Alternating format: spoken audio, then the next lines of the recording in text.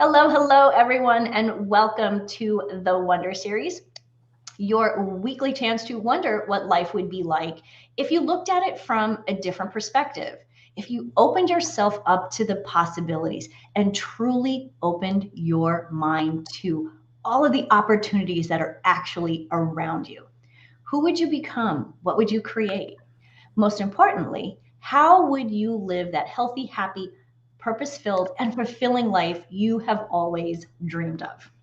Well, today I'm so excited. It is the first Wonder Series of January. And this year, we are going to be talking about our overarching theme, which is resilience. Resilience is something that we all need to have in our lives, whether, we're personally, professionally, or whatever we're dealing with. Resilience really is something that is so important. For those of you who don't know me, I'm Denise Stegall. I'm the CEO and curator at Living Healthy List, and of course, your host for the Wonder Series. My guest today is the lovely Jackie Pugh. Jackie is a freedom and fulfillment coach, master practitioner of neuro-linguistic programming, and certified life and emotional intelligence coach. She helps people all around the world to use their old flame and light the new fire. Through humor, knowledge, and experience, she guides her clients through uncovering blocks and ineffective life patterns, because we know we all have those, especially those things that are holding us back. She also uses all of that, included with introducing massive action, because action is essential here in life, in order to activate major desired lifestyle changes. And again, when it comes to lifestyle changes, we know we need to be thinking about being resilient when it comes to that. So Jackie, hi there. How are you today? Hi, I'm great. How about you? I'm great. Thank you so much for joining us today on the Wonder Series. So, Jackie, you are doing a lot of stuff, freedom and fulfillment coach, master practitioner of neuro linguistic programming. That's a lot of letters in there. We usually say NLP just to make it easy. NLP world. Yeah. And emotional intelligence, which is really a big buzz nowadays. So, tell us a little bit about Jackie and how you got to doing all of these amazing things. Yeah, I'm gonna try to sum it up for you guys because it's quite the story. We love But stories. and I love teaching through stories, so that's great. I've always been the inspirer and the motivator since I was a little girl. And had I known that being a life coach was a job, I probably would have gone to school for psychology, but really wasn't a thing then. Mhm. So I just continued inspiring those around me, and I traveled the country doing professional musical theater. Oh, we just lost your sound. Uh-oh, am I There still you there? go. Okay, I get You're a phone back. call came through. Um, Doing professional musical theater all over the country and personal training. I did professional real estate. I was one of those people that always had to have my hands, if anybody relates, in a bunch of different things. And everybody would tell me, Jackie, you have to pick one thing, one thing, one thing. I don't want to pick one thing. And I felt like there was something wrong with me. I would beat myself up. But the more that I've done this work, the internal work, the more I've discovered that that's actually my personality type. And it's okay. And it all has actually led me to taking all of that knowledge and putting it into my practice of life coaching. So I'm able to actually relate to people on so many different levels because I have that experience. But along that journey, I have gone through my share of heartbreak, lots of breakups, like traumatic breakups. And I was in real estate full time because I was told that I needed to have a real job according to society. And I got so depressed, I hit my own rock bottom and I couldn't get out of bed for 2 months. The idea of, and there's nothing wrong with real estate is great. I just knew that I should be doing something like life coaching. And I Mhm. had my own limiting beliefs running through my mind. And so the idea of getting up to go find a house to buy or sell to somebody, it just was eating my soul alive. And one day I finally made it to the couch and I asked myself, what is the common denominator? What is the common denominator in all of the unfulfillment in my life, financially, career wise, romantically, family, with friends. I'm like, there's got to be something juicy to blame it on, and I can't wait till I figure it out. And I did. And it was me. And I was like, me? Like, how could it be me? I had about 5 minutes of being in victim mode. And then I realized, wait a minute, if I'm the common denominator, that means that I don't have to wait for anything outside of me to change. I can actually change it. I have the power to change it. And so, without having any income coming in for 2 months, my life coach that I had worked with a little bit in the past, he had launched a 6 month long life coaching program.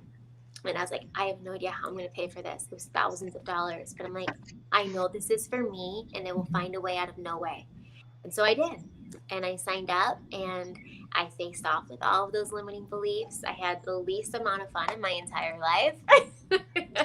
Because we have this like picture that self-development is like running in fields with, daisies and rainbows.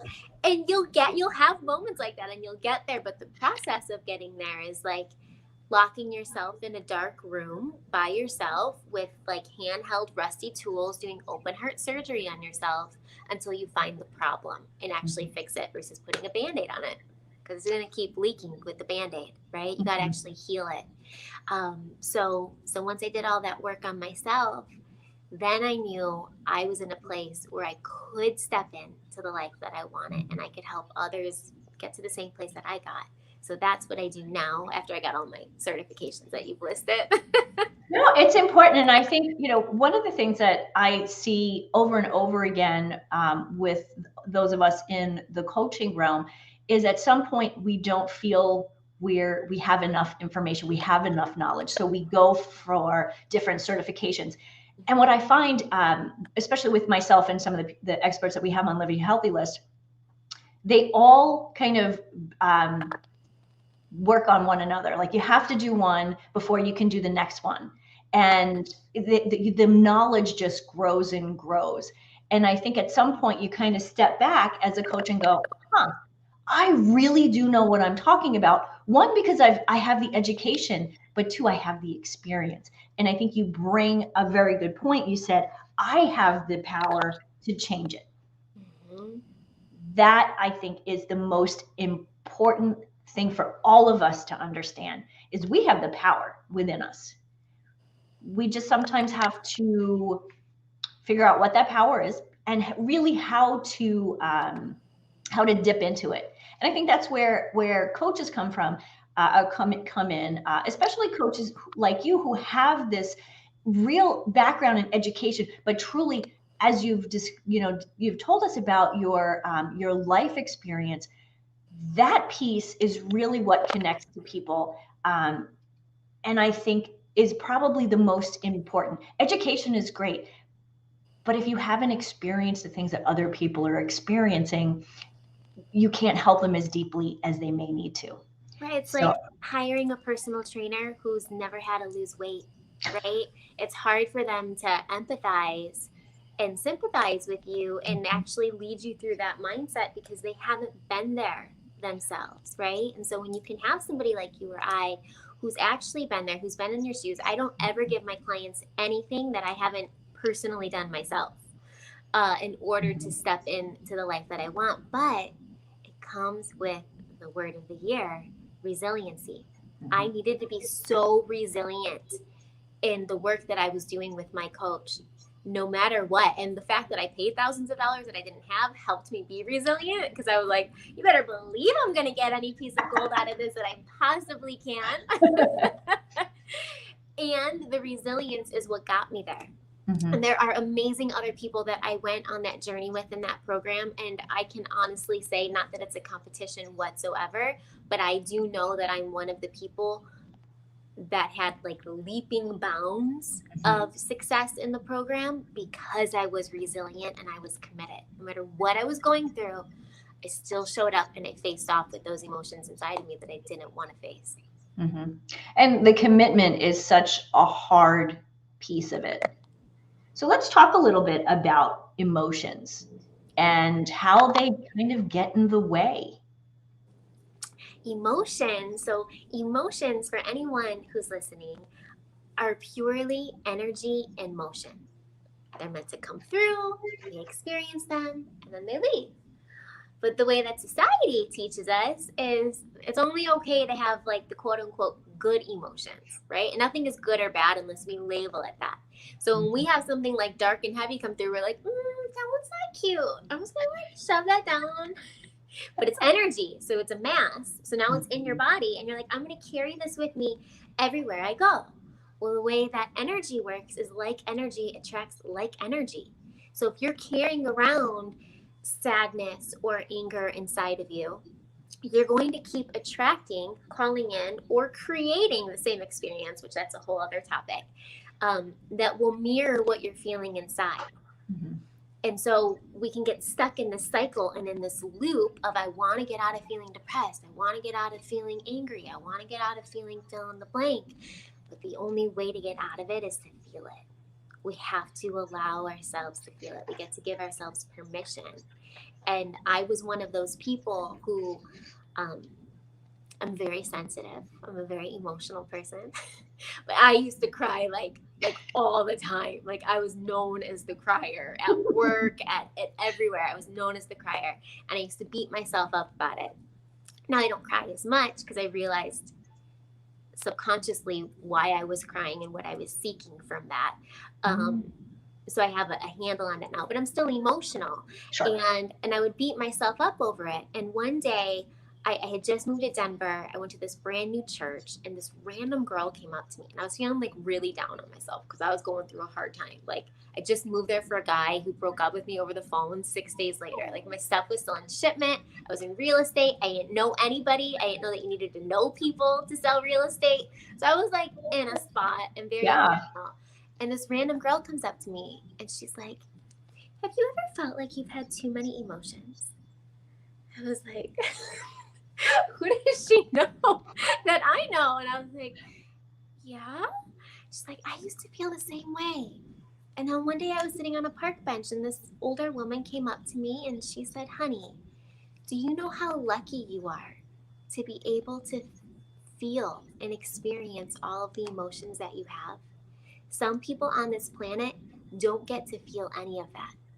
And you have been blessed with the gift to feel everything that life has to offer. I have goosebumps as I'm saying it. It's like, I never thought of it like that. I never thought of it like that. And then I went to an energy healer that I didn't feel aligned with starting out with. So I take responsibility with that. But she did this technique on me, and she's like, you might feel like you have the flu for 3 days, if anything. And then you should feel like totally fine. It's like, okay. Well, day 7, I messaged her, and I'm like, I'm sitting on the couch, and I still have no emotions. Like nothing. I wasn't mad. I wasn't sad. I wasn't depressed. I wasn't happy. I just sat there. Like there was nothing.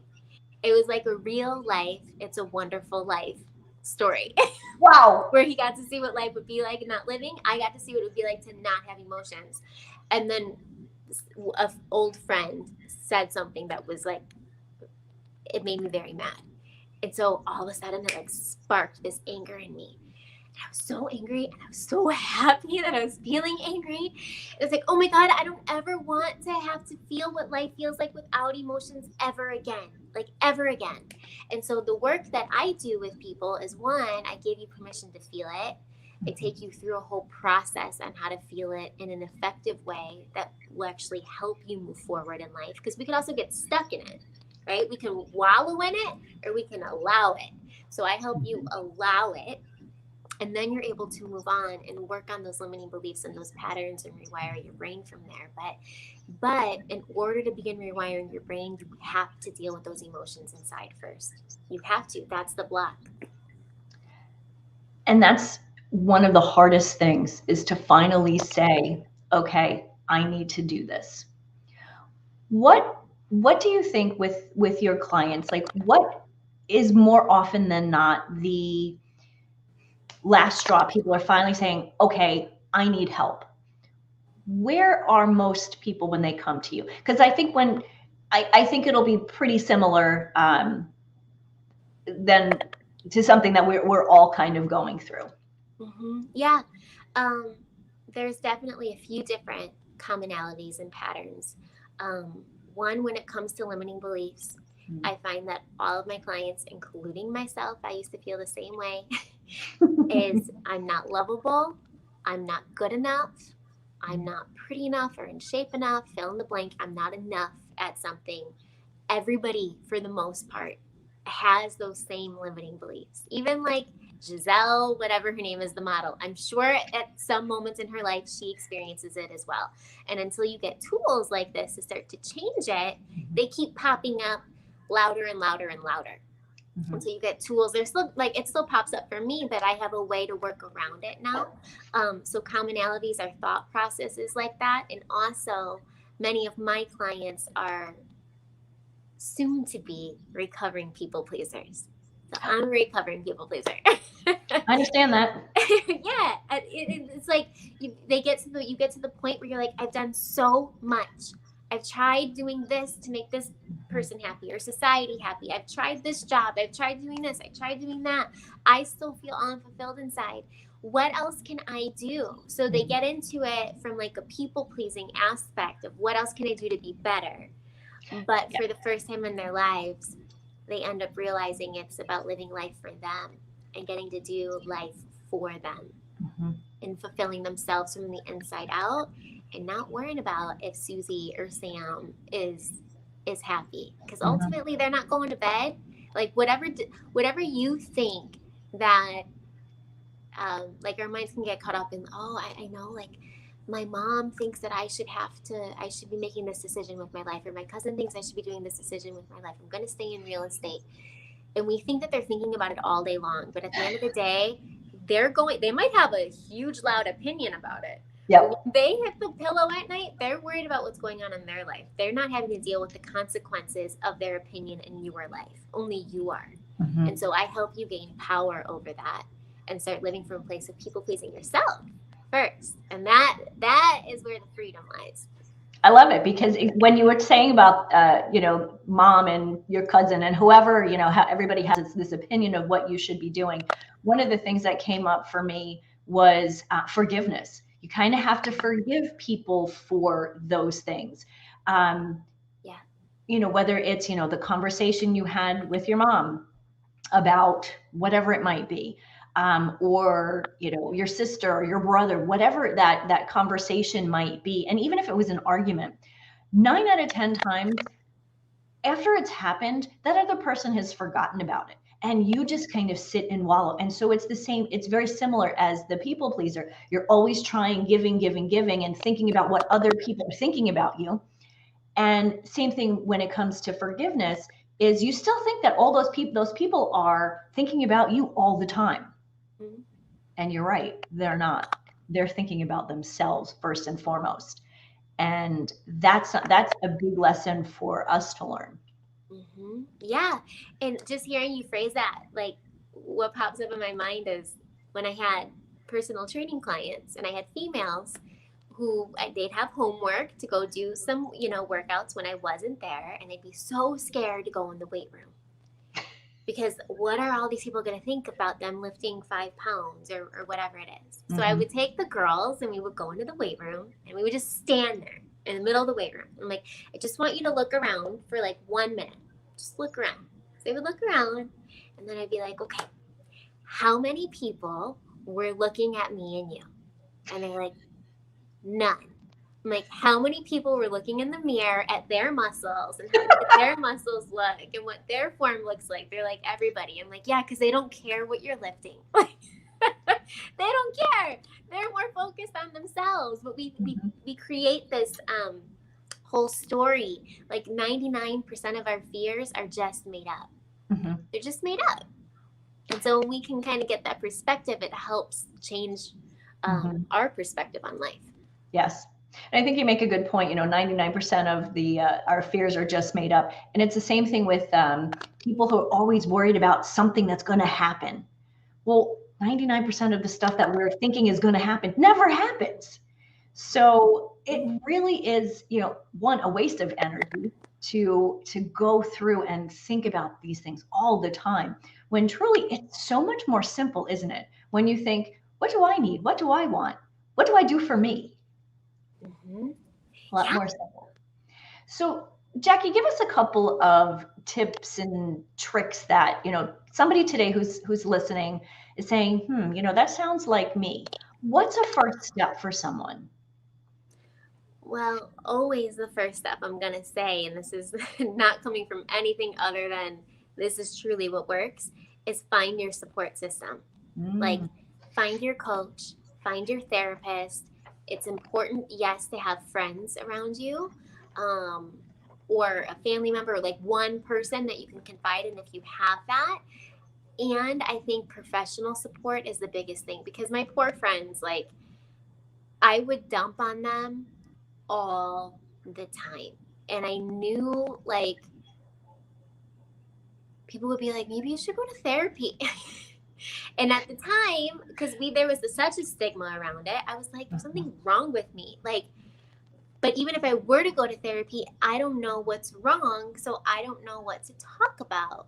mhm, But now that I've done the work, I've realized it's the therapist and the coach that actually pull that thing to the surface so that mhm. you know what it is and they can help guide you there. So friends and family, like, it's great to have that support.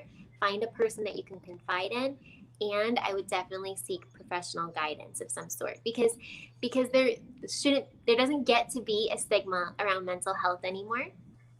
When we go to school, they teach us how to write in cursive, or at least they used to. They used to. I don't think they They do teach anymore. us not anymore, but they teach us how to write.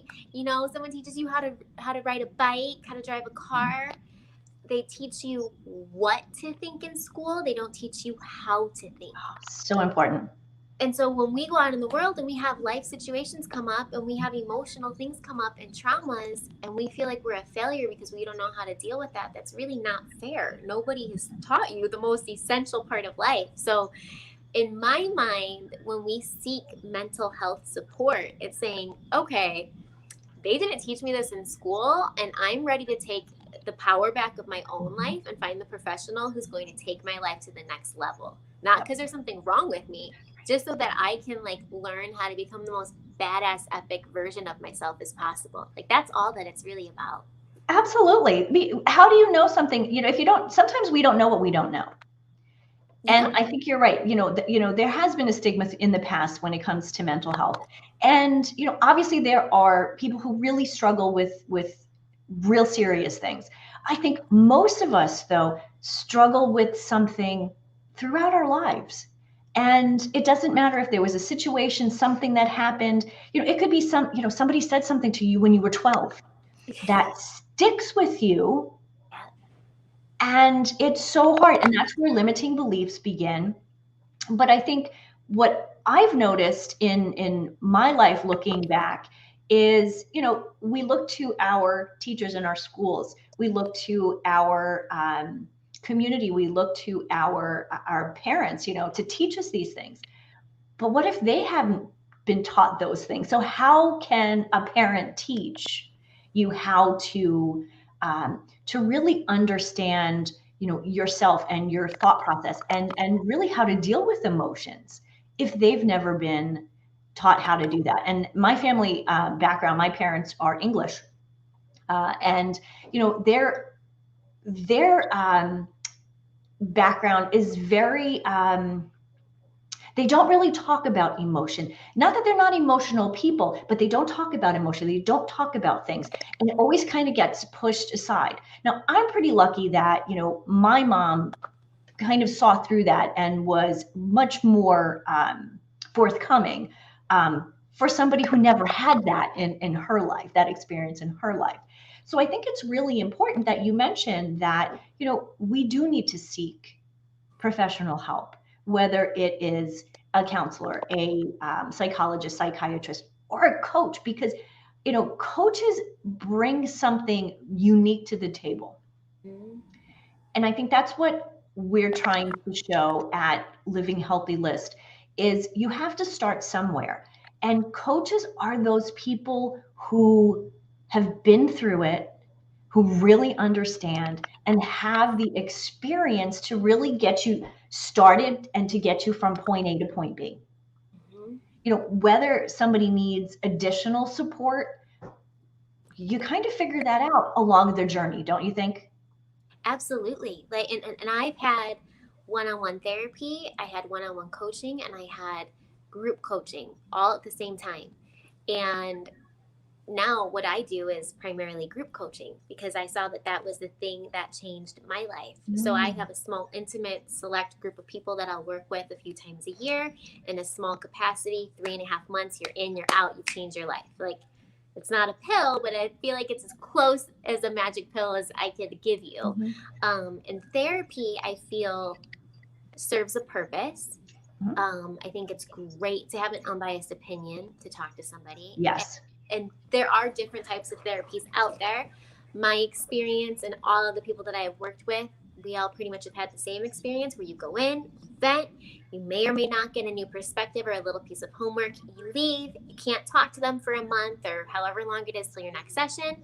Same similar situation comes up, you go back, you vent, same scenario, maybe different people or different players, and you kind of can get stuck in a pattern. Where coaching, at least the way that I work, is what is it that we have going on, and we're going to take immediate action on it. And I see you Mhm. every week. You have my contact information. Like, you can reach out to me at 3 o'clock in the morning. I probably won't respond, but when I wake up and I'm Mhm. available, I'm going to respond so we can nip this thing in the butt and change the behavior. Mhm. So That's an yes, important, yes. You just made a very good point. It's changing the behavior. And you can't do that if you're doing it once a month, as opposed to thinking about it every day and working on it every day. every day, and that's where you get to Mhm. be resilient because you get to Mhm. say this isn't, you are going to be doing self-development forever if you choose to be resilient and committed to the growth that you see, because you will have mind-blowing transformations.